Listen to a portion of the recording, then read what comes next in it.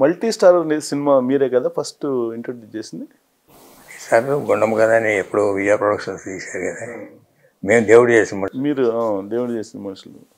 అది అది చేసినప్పుడు ఇద్దరు బాగా కలిసి ఉండేవాళ్ళ? మీరే కదా దానికి ప్రొడ్యూసర్, మీరేనా? అనేక సినిమాలు తీశారు అనుకోండి.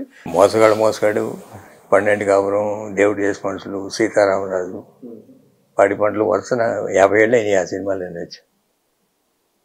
ఎక్కువ ఇంటిమసీ ఎన్టీఆర్ గారితో మీకుండేదా, కృష్ణ గారికి ఉండేదా? అన్నయ్యకి అన్నిటితో పాటే నేను వెళ్ళేవాడిని. కానీ ఎప్పుడైనా ప్రొడక్షన్ వ్యవహారాలు ఏదన్నా ఉన్నప్పుడు బందర్లో షూటింగ్ పెడతామంటే బందర్లో ఏంటి పెడతారు షూటింగు ఆయన అంటాము. లేదండి కథకి వినాయకుడి కోనేరు సెంటర్ నుంచి తీసుకెళ్తే బాగుంటుందని మచిలీపట్నం సెలెక్ట్ చేసాం. తర్వాత ఒప్పుకున్న తర్వాత ఏదైనా అకామిడేషన్ ఎక్కడ పెట్టమంటారు ఏంటని అడిగితే, ఏంటి మా ఊరు వచ్చి మీరు చూస్తారా మా అకామిడేషన్ అంటే నెమ్మకూరులో ఉండి నెమ్మకూరు నుంచి వచ్చేవారు. అట్లా షూటింగ్ అప్పుడే ఆయన బర్త్డే వచ్చింది. ఏదైనా బందర్లో ఎక్కడన్నా థియేటర్లో చేద్దామని అనుకుంటున్నాం మేము. ఏం లేదు, మీరు మా ఊరు రండి, అందరూ నెమ్మకూరు రండి, భోజనం అక్కడ అందరికీ భోజనం, యూనిట్ అందరికీ భోజనం పెట్టారు. ఇట్లా ఆయనతో చాలా ఉన్నాయి. తరచూ ఈ ఫ్యామిలీ రిలేషన్స్ అలా రాకపోకలు అవి ఉండేయా? బాగా మా ఇంట్లో లేడీస్ వాళ్ళ ఇంటికి వెళ్ళడం, వాళ్ళ లేడీస్ మా ఇంట్లో వెళ్ళడం, పిల్లలు కానీ అప్పటికే ఉంది ఇప్పటికే ఉంది. కానీ బంధుత్వం కలవలేదేంటి? అంటే బంధుత్వం మీన్స్ కొంచెం మ్యారేజెస్ అలా అలాంటివి ఏమి? అలాంటివి లేదమ్మా. ఉన్నాయి, ఆ ప్రయత్నాలు జరిగినాయి అసలు? లేదు అసలు. ఇప్పుడు చంద్రబాబు నాయుడు గారు సిస్టర్ మనోరాలని మా అబ్బాయికి ఇచ్చారు. మీ అబ్బాయి మా కోళ్ళు ఆయన సిస్టర్ మనోరాలే. సో మొత్తం మీద 3 జనరేషన్ తర్వాతనే. కానీ యాక్చువల్గా అప్పుడు ఏదో కొంత నడిచింది కదా, అదేదో ఏం లేదా? మహేష్ బాబుది ఏదో లేదు. మహేష్ బాబు వాళ్ళ పిల్లల కన్నా చిన్నవాడు కదా. సో మొత్తం మీద రిలేషన్ అయితే, ఫ్యామిలీ రిలేషన్ అయితే బాగున్నాయి. బాగా ఏంటంటే సినిమాలు, ప్రివ్యూ సినిమాలు వాళ్ళు చేస్తే మమ్మల్ని పిలవటం, మేము ఆ సినిమాలు వేస్తే వాళ్ళు పిలవటం, ఏదైనా ఫంక్షన్లకి. పొలిటికల్గానే కొంత భేదాభిప్రాయాలు అంతే. సినిమా ఇండస్ట్రీ పరంగా ఏదో సినిమా సబ్జెక్టుల మీద చిన్న భేదాభిప్రాయాలు తప్ప మిగతా ఏం లేవు. ఎన్టీ రామారావు గారు బాగా ఎంకరేజ్ చేసేవాళ్ళు కృష్ణ గారిని అనేవాళ్ళు. అది చేసేవాడు. మరి ఫస్ట్ సినిమా మోసగాడు చూసి చాలా బాగుంది బ్రదర్ సినిమా, కానీ దీనికి లేడీస్ రారేమని అని చెప్పారు రిలీజ్ ముందు. అట్లా ఆయన చెప్పినట్టు లేడీస్ రాలే, పిక్చర్ హిట్ అవుద్దని చెప్పారు. హిట్ అవుద్ది, లేడీస్ రారు ఈ సినిమాకి అంటే అది ఆయన చెప్పిన సూచన తీసుకొని నెక్స్ట్ 12 కాపురం తీసాం. సెంటిమెంట్, లేడీస్ విపరీతంగా వచ్చారు. ఇచ్చేవాళ్ళ గైడెన్స్ ఇచ్చేవాళ్ళ కృష్ణ గారికి సినిమాల పరంగా? పలానా సినిమాలు అది ఏంటని అట్టా చూసినప్పుడు ఇంటరాక్ట్ ఎక్కడవుతారు షూటింగ్లో కలిసేటప్పుడు ఏం చేస్తున్నారు ఏంటి అంటే, అన్నయ్య సినిమాలు రాకముందే ఆయన కలిసి మా ఫాదర్ ఆయన దగ్గర తీసుకెళ్ళి. అల్లూరి సీతారామరాజు విషయంలో ఏమైంది వాళ్ళిద్దరి మధ్యలో? అనేక సందర్భాల్లో చాలా మంది చెప్పారు, కానీ మీరు చెప్తే కరెక్ట్గా ఉంటుందండి. ఆయన జయసింహ సినిమా తీసినప్పుడు పాటల పుస్తకాలు ఉండేవి ఆ రోజుల్లో.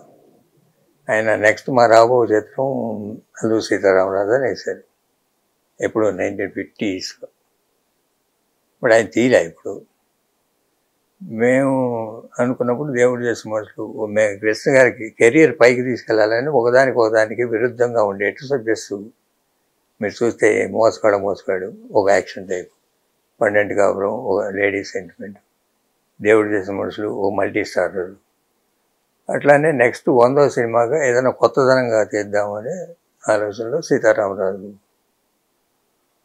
అంటే రిస్క్ సీతారామరాజు, అల్లూరి సీతారామరాజు మామూలుగా హిస్టారికల్ చేయాలంటే బయోగ్రాఫికల్, దాంట్లో జనాన్ని ఆకర్షించే ఎలిమెంట్స్ ఏముంటాయి? ఉండవు కదా, రొమాన్స్ ఉండదు, లేకపోతే సబ్జెక్ట్ కదా ఉండదని, ఎవరికాళ్ళు డాక్యుమెంటరీ అయిపోద్దని ఫీలింగ్. మేము రాసుకున్న స్క్రిప్ట్లో మొత్తం అన్నీ సరి చేసుకొని చేసాం. కమర్షియల్ ఎలిమెంట్స్ అన్నీ ఉండేట్టు. రామారావు ఆయన రాసుకున్న దాంట్లో అది లేదు, మామూలు డాక్యుమెంటరీ టైప్లో. అంటే ఆయన రాయకుండా అంటే రైటర్ ఎవడో రాసేసి అని. ఆయన ఉద్దేశం ఏంటంటే, ఇప్పుడిప్పుడే పైకి వస్తున్నారు పిల్లలు, పాడైపోతారు, కంపెనీ అభివృద్ధిలోకి వచ్చింది, రిస్క్ అవుద్దని. సో మంచికే. మంచి ఉద్దేశంతోనే ఆయన. మనకేంటంటే మన నమ్మకం, మనం ఏదో చిరస్థాయిగా కృష్ణ గారి కెరియర్లో ఒక సినిమా నేర్చుకోవాలి, 100వ సినిమాగా అనేది మా తాపత్రయం మాది. ఆ ఉద్దేశంతో తీసాం సినిమా. తీసిన తర్వాత ఆయన ఫీలింగ్ ఏంటి? తీసిన తర్వాత ఆయన చూడాల సినిమా, 2-3 ఏళ్ళు మాట్లాడలేదు. అవునా? సినిమా బాగుంది, ఆడింది, పెద్ద ఎత్తున ఏదో కొత్తదనం తీసుకురావాలని ఏదో సినిమా స్కోప్ తీసుకొచ్చాము. ఇక్కడ చింతపల్లి వెళ్ళి ఓజన్ లొకేషన్ షూటింగ్ చేసాం. చాలామంది ఆర్టిస్టులు అంతా అక్కడికి తీసుకెళ్ళాం. చాలా కష్టాలు పడ్డాం సినిమాకి. కష్టమైనా ఫలితం ఉంది కాబట్టి ఏం పెద్ద ఇప్పటికీ నిలిచిపోయే సినిమా అయింది కదా. అది 50 ఏళ్ళైనా కూడా అది ఒక ల్యాండ్ మార్క్ సినిమా ఈ తెలుగు ఫిల్మ్ ఇండస్ట్రీకి. కృష్ణ గారు అనేక సినిమాలు తీశారు కదా.